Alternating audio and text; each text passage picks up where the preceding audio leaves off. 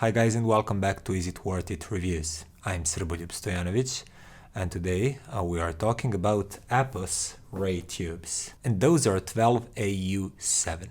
That's the model and that's the only model that Apos Ray line currently has. I had a chance to try them out with the xDuoo TA-20 Plus head amp that I reviewed a few days ago because it uses that exact type of tubes. And as you can see, Ray tubes come in this luxurious package, but more than that, they're really nicely secured in all this foam.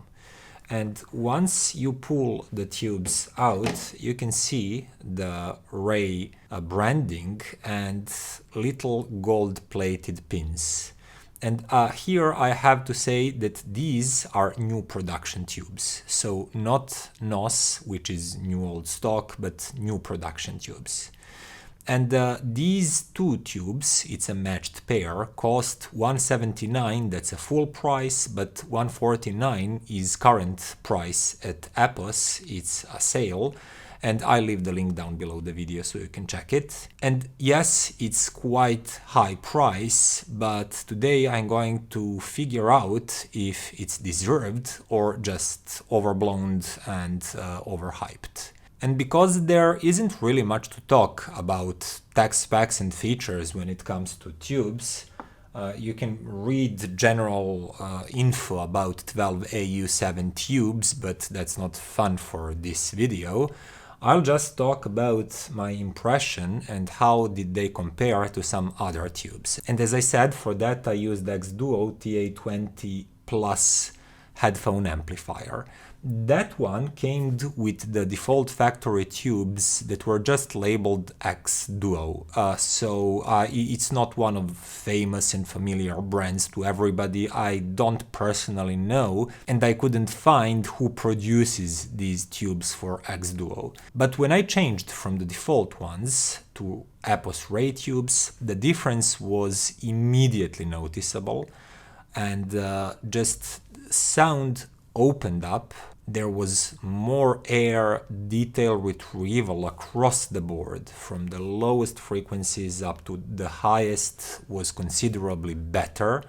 So just resolution and fine detail retrieval noticeably better with Ray tubes. And they just sound more open, more airy, and they create bigger, airier soundstage with better instrument separation.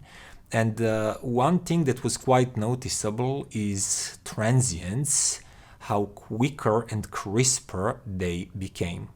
And the bass notes, if you remember, I told you that xDuoo had quite full and warm bass line, but when it comes to grip and control, it's not the champion for that. But you switch the original tubes with Ray tubes, and suddenly bassline is really quick, really well controlled, it's nimble, and it has just great precision. And that's basically the description of how the whole sound across the frequency spectrum improved. The important thing is that putting Apos Ray tubes inside this power amp simply increased its sonic performance by a tier or maybe even slightly above that. Just to put that into perspective, if you remember, I concluded in that review that xDuoo is slightly better sounding than topping L70.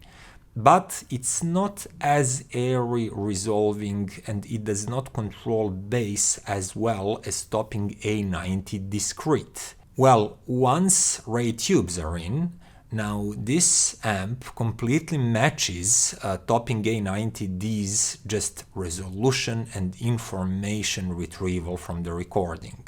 The bass line is roughly equal in terms of grip and control, and a high frequency extension is maybe even slightly better than with topping A90D.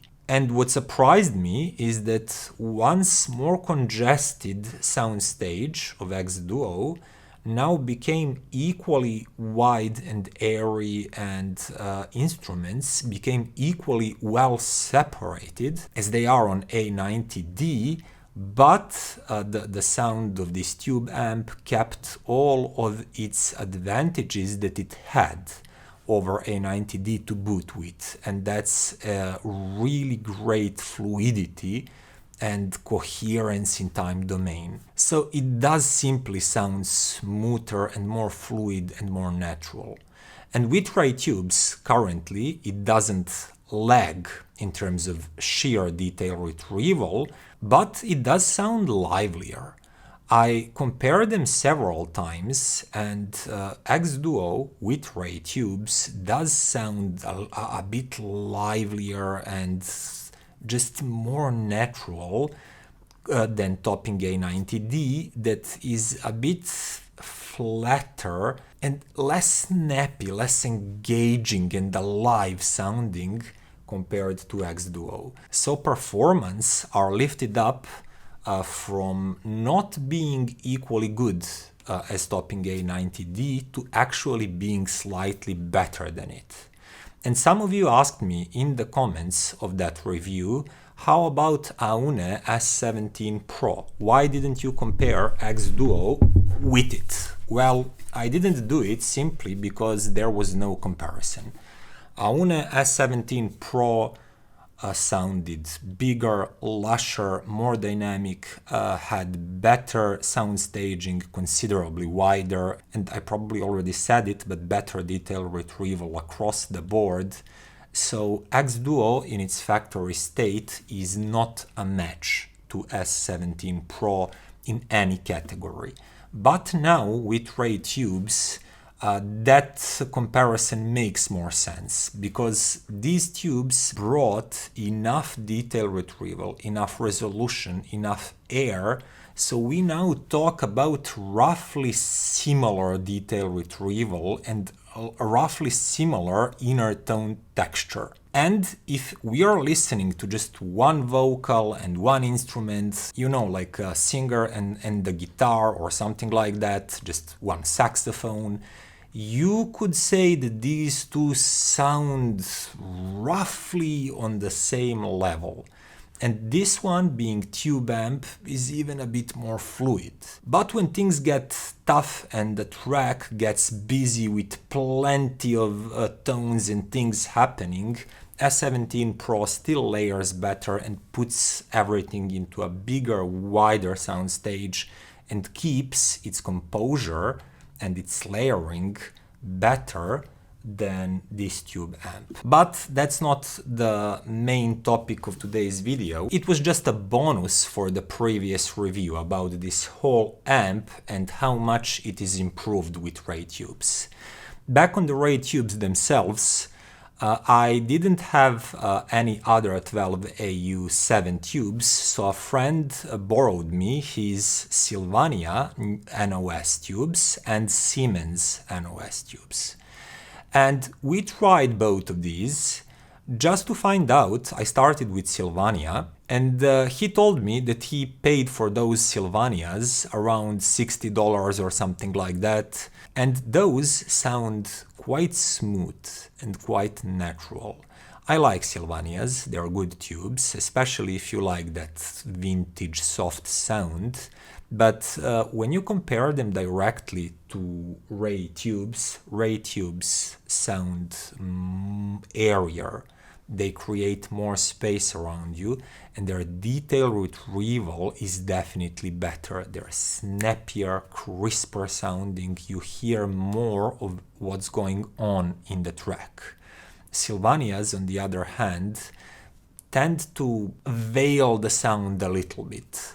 They're smooth, but they're slightly sedated and slightly veiled compared to Ray Tubes. So in that comparison, I clearly preferred Apos Ray Tubes. Next, I compared them to Siemens, again, NOS tubes. They were made in 1964, and that means they're, of course, new old stock. and they look quite nice and well preserved. Their pins were not tarnished, which is something that you can commonly encounter on NOS tubes. And if he remembers correctly, he paid for these two just around 150 or 170, something like that, which is basically the same price as you would pay for these new Apos Ray tubes. And Siemens sounded pretty great too. It was the only set of tubes that matched Ray tubes in terms of airiness and how open it sounded.